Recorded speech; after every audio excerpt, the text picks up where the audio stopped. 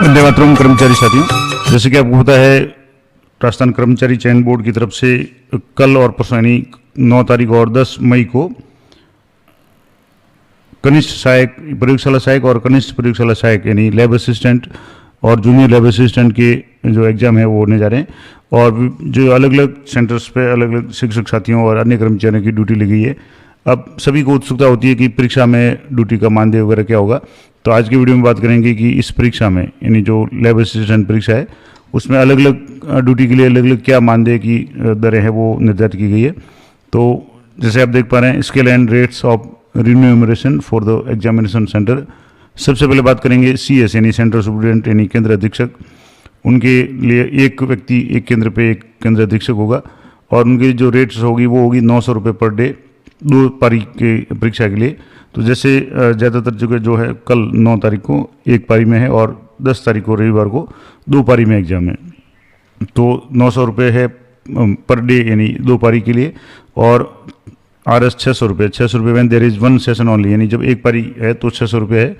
Extra जो remuneration है for 1 day prior to the commencement of examination, यानी जो एग्जाम होगा उससे एक दिन पहले के लिए भी जिस दिन जो भी शिक्षक वगैरह उनकी मीटिंग वगैरह होती है उसके लिए भी एक दिन है वो एक्स्ट्रा है, उसका भी पेमेंट होगा।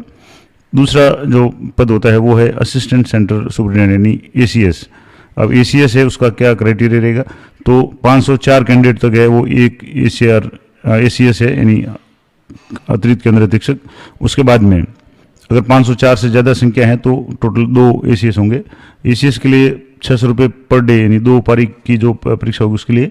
और अगर एक पारी की परीक्षा है तो उसके लिए 450 रुपये when there is only 1 session only. तो ये एक सत्र में अगर परीक्षा है तो 450, दोनों सत्र में अगर परीक्षा है तो 600 रुपये।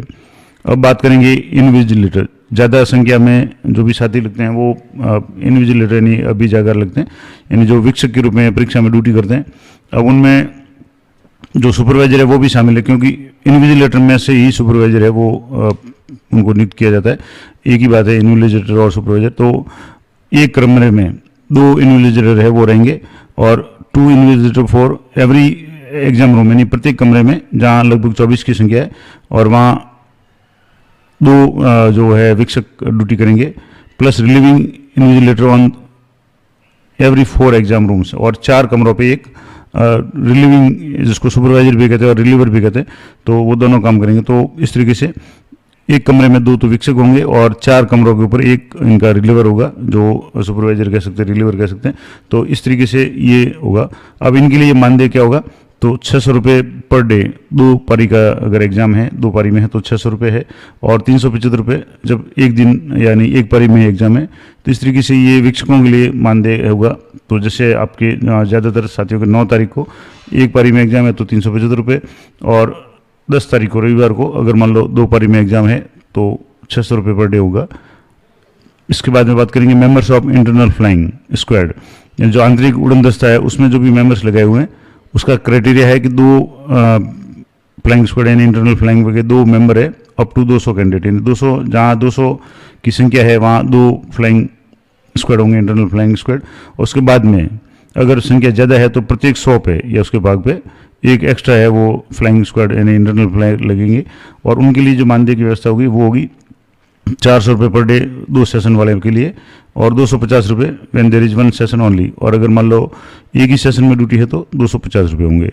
इस तरीके से बात करेंगे क्लर्क्स जो लिपिक के कार्य करेंगे, उनके लिए 1 फॉर एवरी 200 कैंडिडेट, यानी 200 बच्चों पे एक क्लर्क की व्यवस्था होगी, यानी 200 की अगर सेटिंग है तो उसके लिए। और RS 300 रुपये पर डे 2 सेशन के लिए और 225 रुपये when there is 1 session only, यानी जब एक सेशन है तो 225 रुपये और दोनों पारी में एग्जाम है तो 300 रुपये पर डे। एक आल्सो इसमें लिखा हुआ है also extra remuneration for 2 days, यानी एक दिन तो परीक्षा के पहले क्योंकि लिपिक की कार्य करना पड़ेगा, जो भी सेटिंग अरेंजमेंट वगैरह वो सारा, और एक दिन परीक्षा के बाद में सारे डॉक्यूमेंट्स वगैरह जो भी वो सारे जमा कराने पड़ते हैं। तो उसके लिए परीक्षा के एक दिन पहले और एक दिन बाद में और 2 दिन एग्जाम के, इस तरीके से इनको 4 दिन का जो है मानदेय मिलेगा, जिसमें 2 पारी जिस दिन है उस दिन तो 300 रुपये और एक पारी है उस दिन 225 रुपये। तो ये जो भी क्लर्क्स है उनके लिए मानदेय रहेगा।